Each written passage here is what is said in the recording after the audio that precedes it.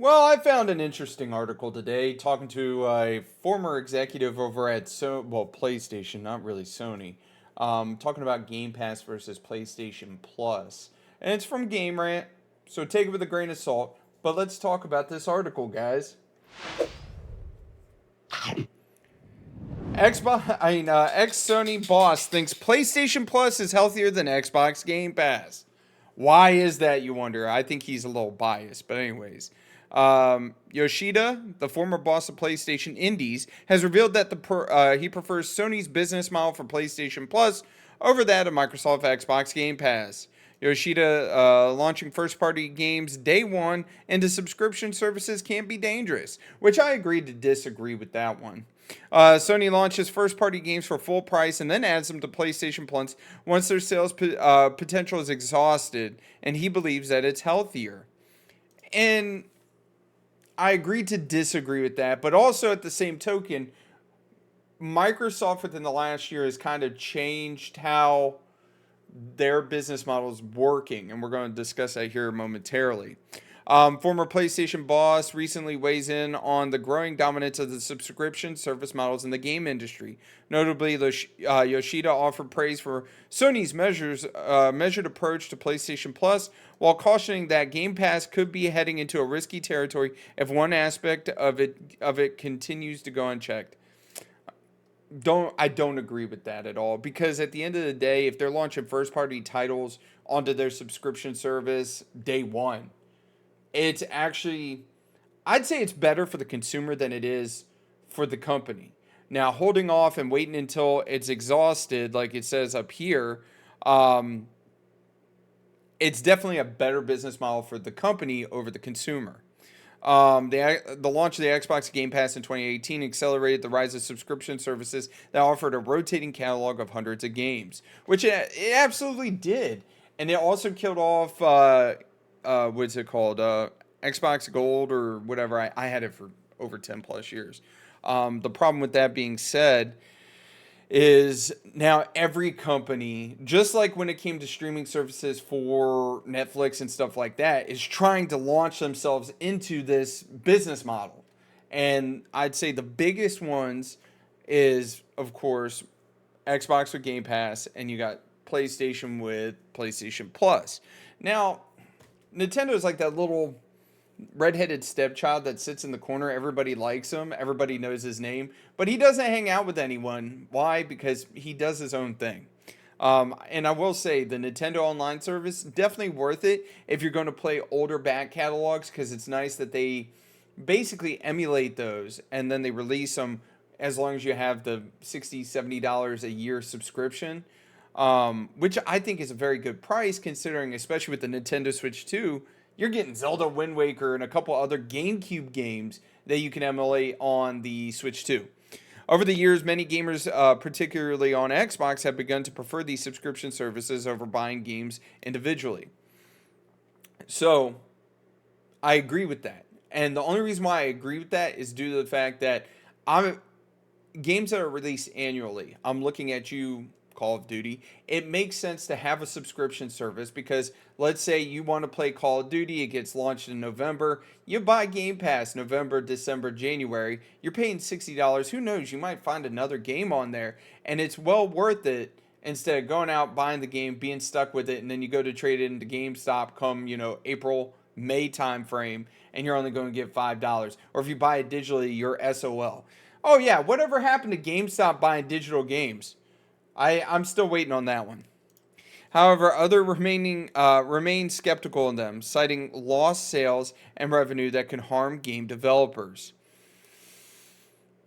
I don't think it does, because when it comes down to it, I know for a fact a lot like PlayStation and Microsoft actually license those games, so they pay said game developers up front to allow those games to come onto their subscription services. Industry professionals are similarly split as well, with the devs mostly supporting Xbox Game Pass and PlayStation Plus. Why? Because they're offering them a bag up front. And who knows? If the game's successful, they sign a 6-8 year long deal with them, and it takes it 6 months for it to really take off. Guess what?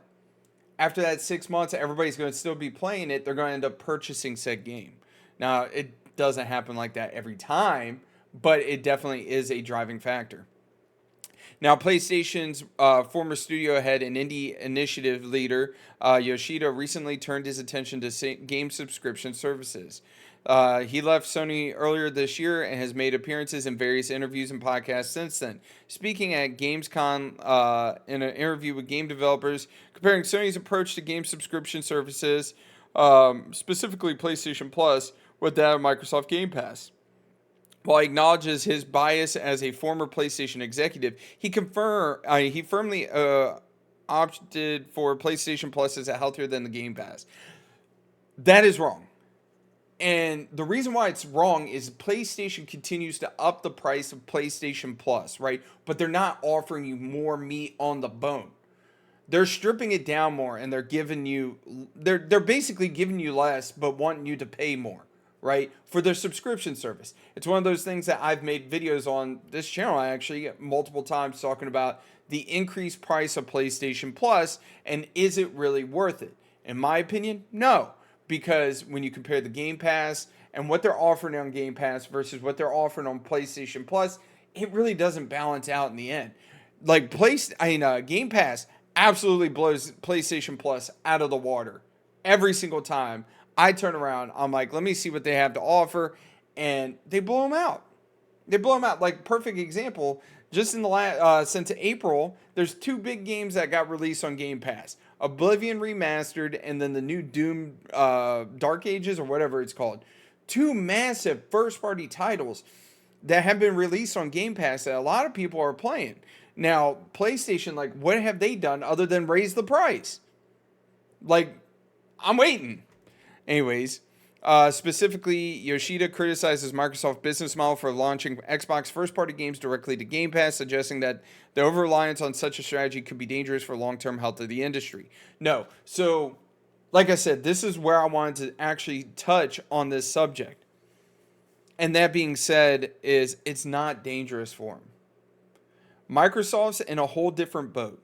Why? Because they've gone very similar to the Sega route, but supposedly Xbox is going to be making consoles still. And what do I mean by Sega route? Well, Sega, when they realized, hey, we're going bankrupt and we can't keep producing consoles, they got out of the console business.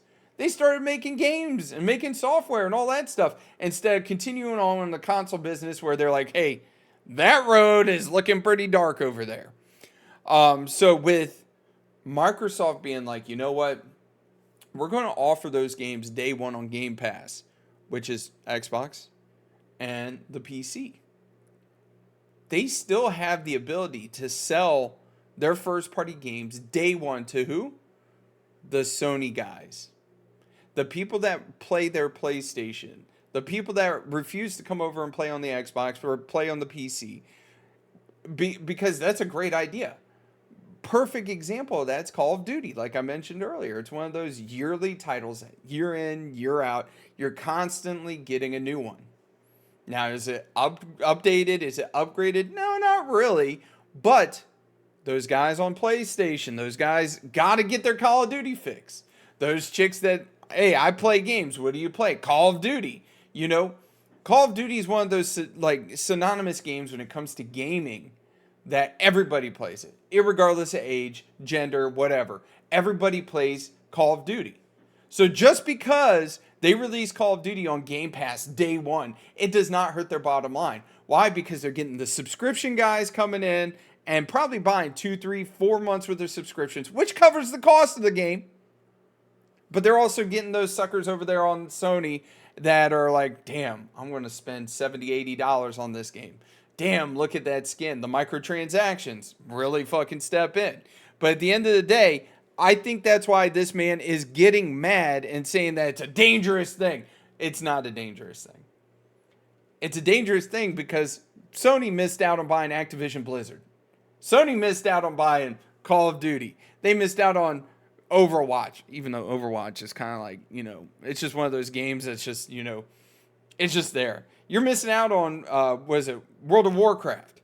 But at the end of the day, that's why he's saying it's dangerous. It's because he's not winning on this. And like I said, it really burns my buns when I'm like, okay, I'm a PlayStation Plus subscriber. Hey, by the way, we're increasing your cost, but we're going to pull 22 games down and only give you 10, but nothing worthwhile because, we're pulling GTA 5, but there's no game that's going to replace it. We're going to pull Batman Arkham Knight, but we're not going to put a game up to replace it. It's just one of those things. Instead of choosing to launch them at full price to capture the upfront premium costs, is what he's talking about as well. That's another businessman move. That's talking about the bottom dollar of their company because they got to keep the shareholders happy. Only after initial purchase waves subside are those games folded into PlayStation Plus, ensuring additional visibility and potential engagement from the broader player base, which I agree with. I mean, you get a new game coming out. Case in point, God of War 2018. You got God of War Ragnarok coming out. You roll God of War 2018 in there. Boom. Guess what? You got some people coming over and getting your PlayStation Plus. He argued that this delay inclusion strikes a more sustainable balance between profitability and accessibility and helps build the anticipation for sequels by giving newcomers a chance to catch up on the earlier titles. His remarks come at an intriguing time when Xbox Game Pass has been on a hot streak with the addition of amazing games like Doom: The Dark Ages, Clair Obscura, Expedition 33, and the Elder Scrolls 4 Oblivion Remastered in the span of a few weeks. He's trying to stay face. He's trying to make it sound like Game Pass and Microsoft is making terrible, terrible decisions by including all these games day one. While the value proposition for Game Pass members is undeniable, Yoshida's words do lend credence to their wider industry disclosures surrounding the visibility of subscription-first models, especially in the light of soaring game development costs. Let's go full screen. I don't like how the ending of this article is closed out. The light of soaring game development cost. When these companies, year in, year out, record-breaking profit, record-breaking profit, record-breaking profit, and everything's going to go up. Obviously, it's inflation. I think the average is, 3%. Last couple of years has been like 10%. But at the end of the day, they have record-breaking profit year in, year out, and they still lay people off. They're afraid to take risks. And arguments like this is due to the fact that he's like, oh, shit, we're losing this battle. Because Microsoft is basically throwing their games on day one on Game Pass and then selling them to them. It's a win-win for Microsoft. It's a losing battle for Sony because they're trying to justify them increasing the cost. That's all it is. That's where he's trying to get at. You got to read between the lines sometimes. Anyways, I want to hear y'all's thoughts on this topic down below. Y'all take it easy. Have a great and wonderful day, and I'll catch you tomorrow. Bye.